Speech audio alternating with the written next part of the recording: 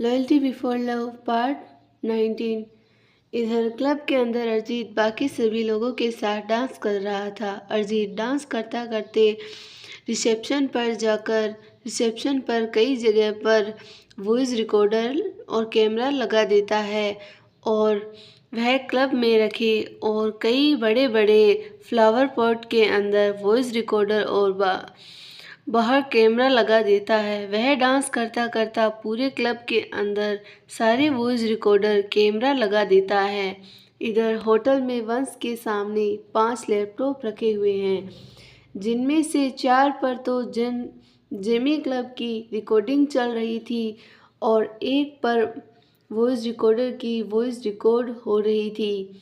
Juliet वंश सारी voice recording record होने लगा दो और हर कैमरे की रिकॉर्ड होनी चाहिए। वंश ओके। कुछ देर बाद वंश जूलियट से कहता है, जूलियट को बोली आग ज़ारा, हमारा सारा काम हो गया है। जूलियट अरिजीत तुम वापस आ सकते हो। अरिजीत ओके मैं आ रहा हूँ। अरिजीत क्लब से बाहर आता है। अखिल के बाहर आते ही 10 से 12 गुंडे घेर लेते हैं। अरिजीत उन सभी को गौर से देखता है। सभी क्लब यूनिफॉर्म में थे। Arijit what happened. तभी उन सभी आदमियों में से एक आदमी आगे आता है और अरिजीत को घूरता हुआ सबसे बड़े गुंडे से कहता है, तुम अंदर क्लब में क्या कर रहे थे। अरिजीत भी बड़े घमंड से जवाब देता है, क्लब में मैं आया हूँ तो एंजॉय करने के लिए आया हूँ ना। अरिजीत की बात सुनकर वह आदमी कहता है, मेरा मतलब कि तुम जगह जगह क्या लगा रहे थे। अरिजीत डेविल स्माइल करता हुआ कहता है, ओ तो तुम सब ने देख लिया। तभी वह आदमी कहता है, हाँ देख लिया। अरिजीत तो फिर तुम क्या करो। अरिजीत को इस तरह एटीट्यूड में बात करते सुन वह आदमी बड़े घमंड में कहता है, हम सब ने तुम्हें देख लिया है तो अब हम तेरी आदमियों को उतारेंगे नहीं, तुझे मारेंगे। अरिजीत डेविल स्माइल करता हुआ बोला, कई दिनों से हाथ में खुजली हो रही थी, आज मिट जाएगी। इधर अरिजीत ने ब्लूटूथ में से आवाज़ आई, सारे Juliet, Jack, Chris Dikshit, Sachita Kelly, Divya सुन रहे थे। जूलियट अरिजीत दीक्षित को बुलाओ। अरिजीत नहीं नहीं मैं संभाल लूँगा। इतना बोलते बोलते उसने एक आदमी के मुंह पर पंच मार दिया।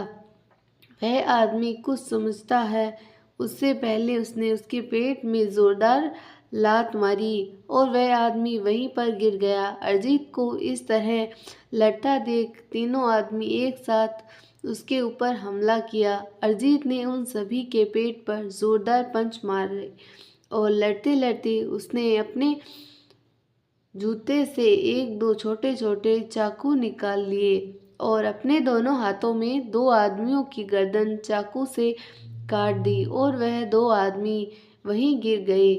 वह वहां पर दौड़ते दौड़ते दीक्षित और दिव्या आ गए। तभी अरिजीत के ऊपर पीछे से एक आदमी वार कर दिया। अरिजीत पीछे पलटा और उस आदमी के चेहरे पर जाकर पंच मार दिया और फिर घूमकर उसके चेहरे पर एक जोरदार लात मारी। उस आदमी के मुंह से खून आना शुरू हो गया था और फिर अरिजीत ने उस आदमी की गर्दन काट दी। तभी अरिजीत ने उन बचे हुए आदमियों से कहा, यार मैं भी यहाँ खड़ा हूँ, मुझसे भी लड़ो, मैं यहाँ लड़ने आया हूँ। दीक्षित की बात सुनकर 2 आदमी दीक्षित की तरफ बढ़े। तभी दीक्षित ने उन दोनों आदमियों में से एक आदमी की गर्दन अपने हाथ में पकड़ ली और एक जोरदार आवाज़ के साथ उस आदमी की गर्दन टूट गई और वह आदमी वहीं पर ढेर हो गया।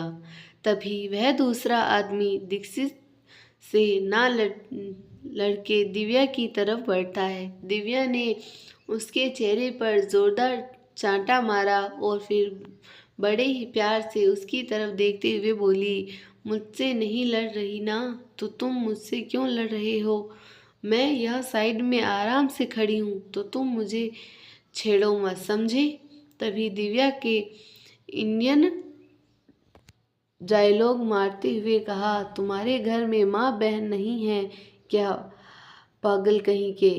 तभी दिव्या ने देखा कि अरिजीत के एक आदमी को पकड़ रखा है और वह उसकी गर्दन पर प्यार से चाकू से काटने लगा है। उस आदमी की गर्दन काटने के बाद अरिजीत ने उसे छोड़ दिया और वह आदमी नीचे गिर गया। तभी दीक्षित ने एक आदमी के पेट पर जोरदार पंच मारा और वह उसके साथ मोड़ते हुए कहा, क्यों बे साले, एक अम्बाला लड़की को देखता है तू हमला कर रहा है, तूने यह अच्छा नहीं किया। और इतना बोलते बोलते दीक्षित ने उसके पूरे हाथ तोड़ दिया और फिर दीक्षित ने उस आदमी को अरिजीत के हवाले कर दिया। तभी अरिजीत ने दीक्षित से कहा, इसमें देख लूँगा, बाकी को तुम संभालो। इतना बोलकर अरिजीत ने उन आदमियों को घसीटते हुए वहाँ रखे बड़े से एक डस्टबिन के पीछे ले गया और डस्टबिन के पीछे से जाकर उनमें से एक अपनी पैंट की पॉकेट में से एक वॉलेट निकाली और उस निकाल कर उस आदमी के हाथ काटने लगा। हुआ कहा, मुझे यह बात भी तुम्हें भेजा किसने था, क्योंकि इस क्लब के अंदर कोई भी बॉडीगार्ड नहीं था। सिर्फ क्लब के बाहर अंडर गेट पर एक बॉडीगार्ड खड़ा था और तभी वो भी नहीं है। यहाँ पर सभी वह आदमी चिल्लाते हुए बोलते हैं कि तुम भी कर लो, लेकिन मैं तुम्हें नहीं बताऊंगा अरिजीत। ओहो, तभी दीक्षित की आवाज़ आई। दीक्षित ने अरिजीत से कहा, उसका मुंह बंद करवाओ, इतना ज़ोर ज़ोर से चिल्ला रहा है, लोगों का ध्यान हमारी तरफ अट्रैक्ट हो जाएगा। दीक्षित की बात सुनते ही अरिजीत ने अपनी पॉकेट में से अपना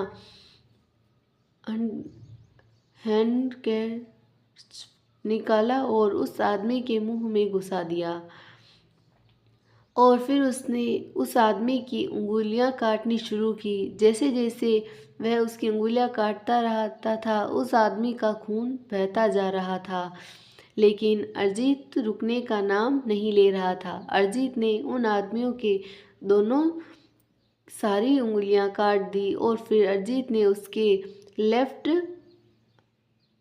ईयर पर चाकू से धीरे धीरे काटने लगा और अरिजीत ने उसका पूरा कान काट दिया। उस आदमी की आंखों में आंसू बह जा रहे थे, लेकिन अरिजीत तो रुकने का नाम ही नहीं ले रहा था।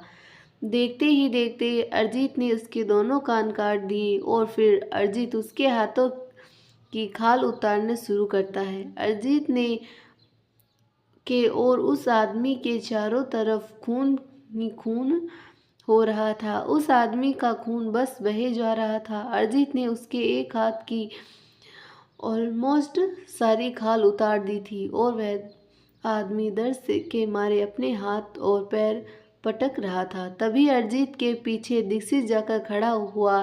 दीक्षित ने देखा कि चारों तरफ खून ही खून फैला हुआ है।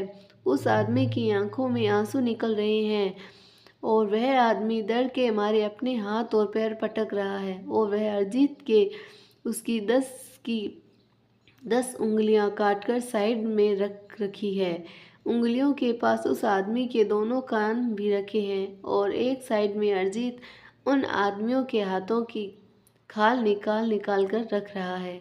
अरिजीत ने उसकी तरफ देखा तो दीक्षित ने अपनी आंखें बंद कर रखी थी और वह अपनी आंखें बंद कर बोला, अरिजीत तुम तो उल्टी नहीं आती, लेकिन मुझे यह सब देखकर उल्टी ज़रूर आ रही है। प्लीज़ मुझे जल्दी से इन्हें मार दो यार, तुम तो यह सब देख ही नहीं जा रहा, जाने तू यह सब कर कैसे रहा है। दीक्षित ने आंखें बंद करके यह सब कह दिया। फिर वह कुछ सोचता हुआ बोला, जूलियट ने तुम्हें बिल्कुल सही नाम दिया है, वाइल्ड बीस्ट। दीक्षित की बात सुनकर अरिजीत ने बस डेविल स्माइल की और दीक्षित की तरफ देखता हुआ बोला, जब मुझे पता है कि मैं अपनी असली रूप में हूँ तो मैं यहाँ क्यों आया। तभी दीक्षित ने अरिजीत से कहा, इसे मार दे, एक आदमी और है। वह सब बताने के लिए तैयार हो गया है। दीक्षित की बात सुनकर अरिजीत दीक्षित से पीछे देखता है। दीक्षित के पीछे से एक आदमी खड़ा था। तभी वह आदमी अरिजीत की तरफ देखता हुआ हाथ जोड़ता है। हाँ सर, सर हिलाता है। अरिजीत उस आदमी की तरफ देखकर डेविल स्माइल करता हुआ कहता है, बस एक बार इस आदमी की आंखें और निकाल दूं, उसके बाद चलते हैं। इसे भी अपने साथ ही ले चलेंगे। अरिजीत की बात सुनकर और उसकी स्माइल देखकर वह आदमी बहुत बुरी तरह डर गया और डरते डरते बोला, प्लीज़ प्लीज़ मुझे मत मारो। उस आदमी की बात सुनकर अरिजीत बस उसकी तरफ देखकर मुस्कुरा दिया। दीक्षित, अरिजीत नहीं, आँख वगैरह कुछ नहीं निकालने, बस जल्दी चलो यहाँ से।